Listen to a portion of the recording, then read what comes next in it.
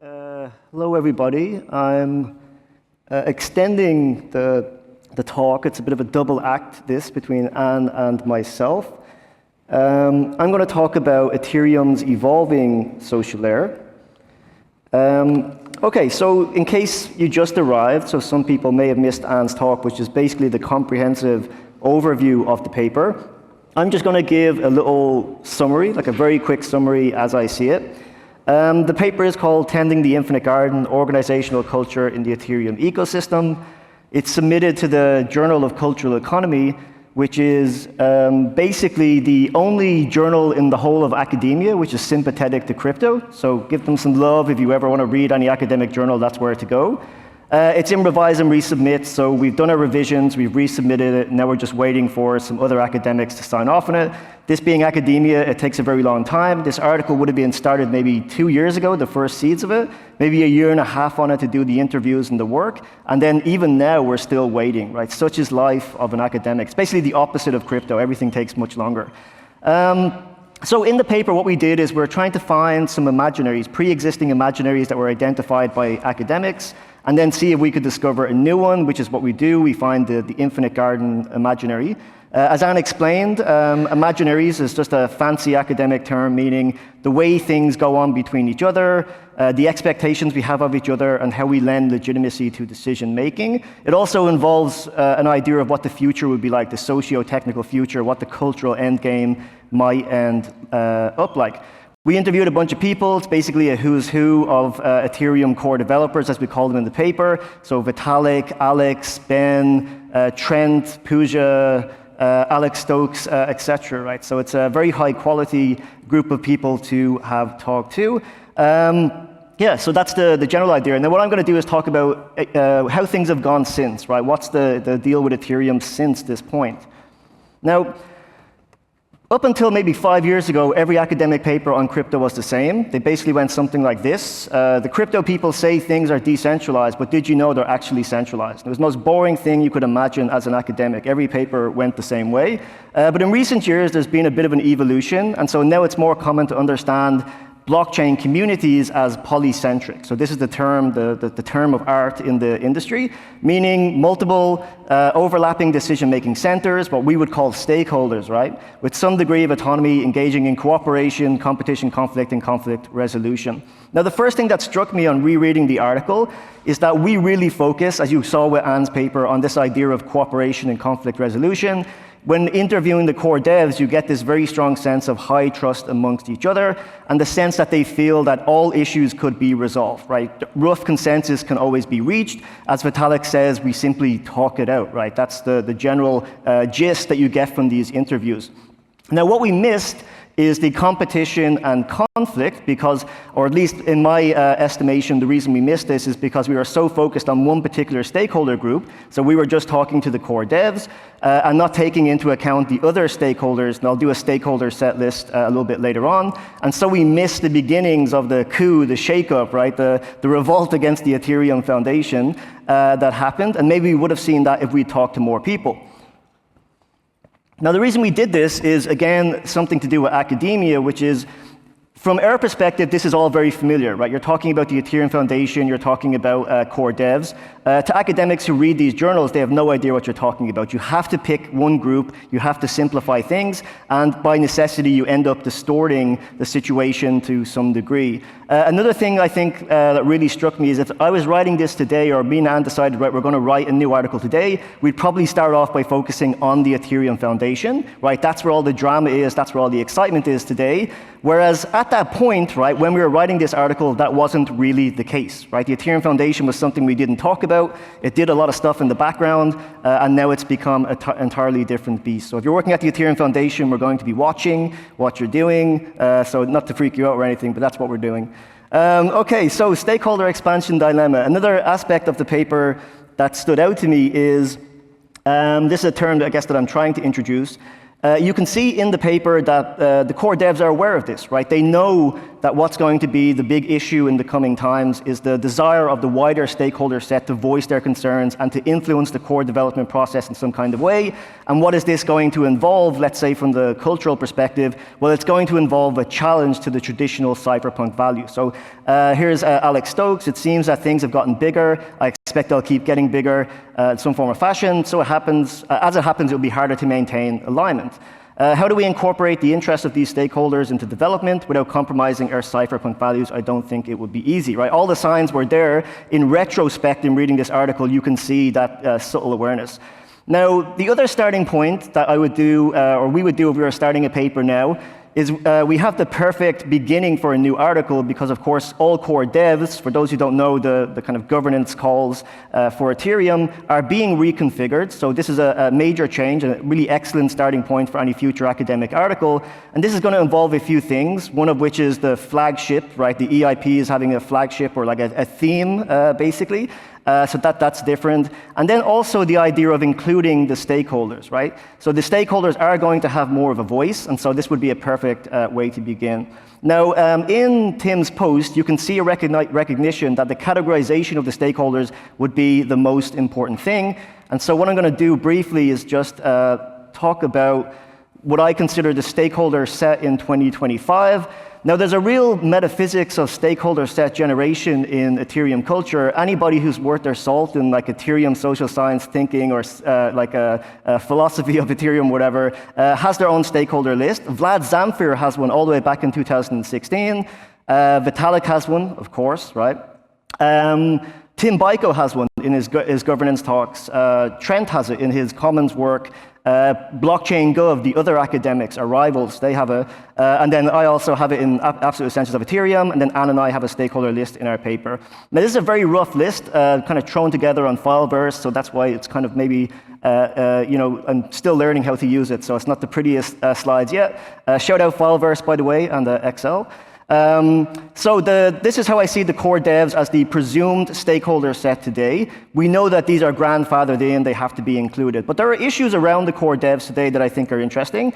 So the core devs, up until the last call effectively, right, the way in which decisions will be made is that the chair of the ACD would effectively go around and tell people, here are the options, and then everybody would chime in, and then if there was rough consensus reached, then that's the decision that would be gone with. But you could see in the last call with EOF that we saw some stakeholders appear in the call, complicate matters such that it had to be shelved, and so that's something from an academic perspective that I think would need to be discussed when it comes to the core devs and the wider stakeholder set. Does everybody get to pitch in a little bit? The researchers, here the interesting thing for me is the remnant of Aya's reign. A couple of things, calling it the infinite garden was probably a bit wrong-headed, right, because that's fallen out of fashion. But subtraction, right, the process of subtraction, is Ethereum Foundation still in this process of subtraction? Is this something that's still being pursued? Or have we switched over into this idea that the Ethereum Foundation is essentially the guiding entity, as Christine Kim has been raising in her newsletter? The organizers, okay, so Ethereum Coherders, the Protocol Guild. And the chair of the ACD is always an Ethereum Foundation person. This is something, again, that Christine Kim brings up. It's a very, very powerful position, right, between Tim and Alex. They're essentially the people who decide when rough consensus is reached, effectively a little bit on a vibey kind of way during the calls. And that's something to be interrogated, although my position is actually it's better just to keep them, right? They're obviously very competent at it, but it's worth, from an academic article perspective, bringing up. The Ethereum Foundation, a can of worms, here represented by my favorite, Xiaowei. So the Ethereum Foundation, at the time of writing this article, was effectively something we didn't really mention that much, and now has switched into this, as mentioned, this guiding role.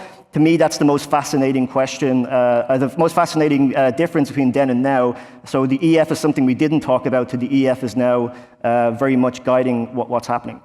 Okay, another group of stakeholders who may or may not be included, the end users and power users, so the average Joe and Jane, represented here by LDF, who volunteered for this. Someone who just wants Ethereum or ETH to go to 10K, and then the power users, who I've kept as Dr. Nick here, but of course that's now controversial, right? He's a bit of a defector.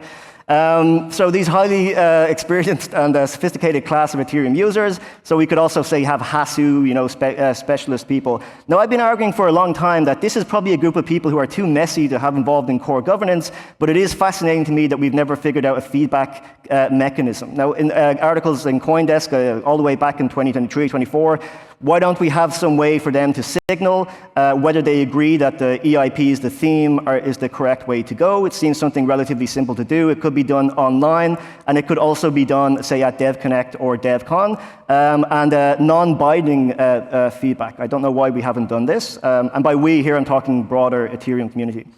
Okay, our three, the groups that will definitely be in, I'm going to skip past them because of time.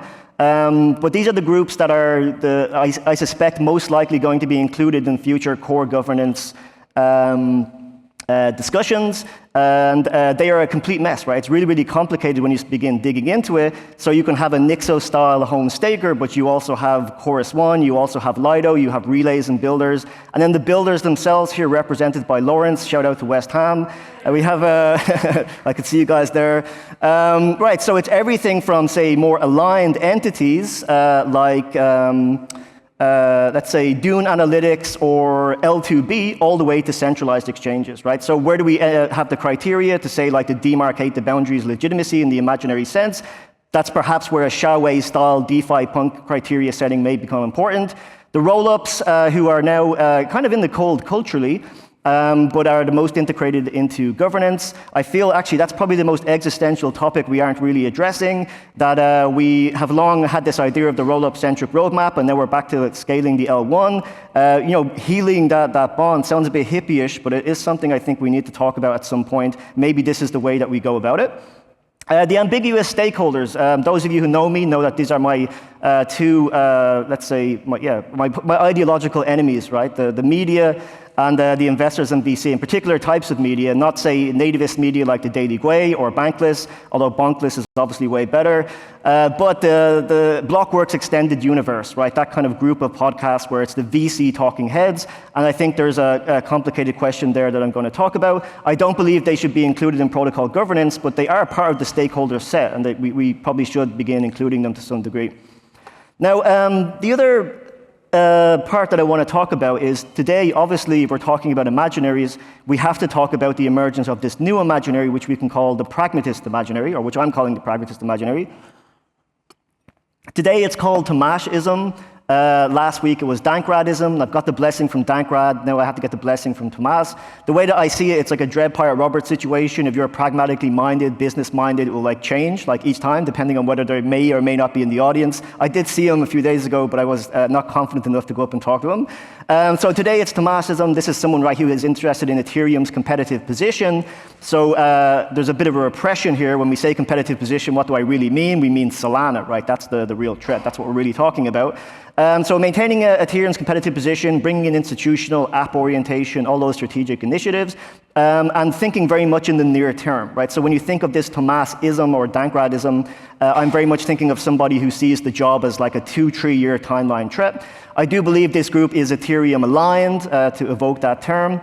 And they have an interest in the values, but they tend to minimize them, and they tend to use very specific language, security, privacy, and censorship resistance, which comes from P. Cav Versacchio's Ethereum Cypherpunk Manifesto, where it's those are the 3 principles, but we don't tend to get much detail, and we do tend to see certain terms disappearing, decentralization, permissionlessness in particular, less and less said by this particular group. Now, I do also think that the pragmatist turn is in a productive relationship with what I like to call the Xiaowei or OG cypherpunk, the other imaginary, meaning Vitalik, Xiaowei, civil culture people who are the long-term thinkers, right? They're the ones who are really obsessed more with the 10-year plan. After this week, so I was thinking like, okay, what's the best situation that we have at the moment? And I do believe the situation more and more is probably one where we need to stay out of each other's way. It's temperamental. There are people who are more pragmatic. There are people who are practical, pragmatic, leave them to it. And then the OG cypherpunks leave them to it. Don't get into each other's way. And then maybe things will be okay, right? So maybe things will be fine. Why not both, to put it another way? Okay, my favorite group in the more negative sense is this group, the other pragmatist imaginary. Now, if you're not a culture vulture like myself, right, who spends time listening to Ethereum adjacent podcasts, you may not be super aware of this kind of thing. But there is another imaginary when it comes to Ethereum, post-ideological pragmatism. This is a term that comes from their world, right? It's not my term, they use it themselves.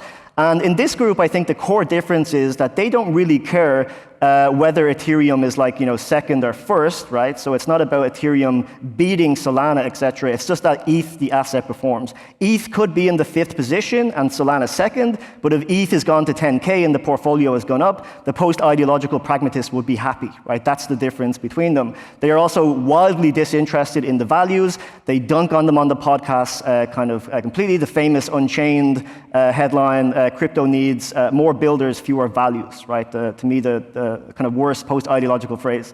Now, this group, I think, is very influenced by specific media, by crypto Twitter, and also the podcast. I won't get into it because I can see kind of the time ticking down. The short version is to just say, right, mimetically, my only goal this week was to introduce the term CTVC, Podcast Industrial Complex. And I encourage people to use that term as much as possible under their posts. They are onto me. They've started to follow me. And they have endorsed Blockworks Extended Universe. So now I just need them to endorse CTVC, Podcast Industrial Complex, and all is done. So what is the mindset that you will see on these podcasts? Well, for me, it's very familiar. It's business school thinking. So I see it as a business schoolification of a crypto culture. So I'm a business school lecturer, so that's, I can see that they were business students or finance students who are now applying the kind of thinking to our way more interesting polycentric cultural imaginaries, right? They're trying to reduce us down to business school. Do not let it happen, right? You do not want to exist in a world that's like KPMG, Deloitte. That's what we're escaping from, right? So how do they think? They think ETH is a product, right? If we just figure out like what ETH is as a product, everything will be fine. That is Ethereum's primary mission, according to John C., and that's not how I see it. So ETH is a product, the Ethereum Foundation is a company, right, in this thinking. Ethereum itself is a company which has revenue, right, real economic value, the cursed term of the Blockworks Extended Universe.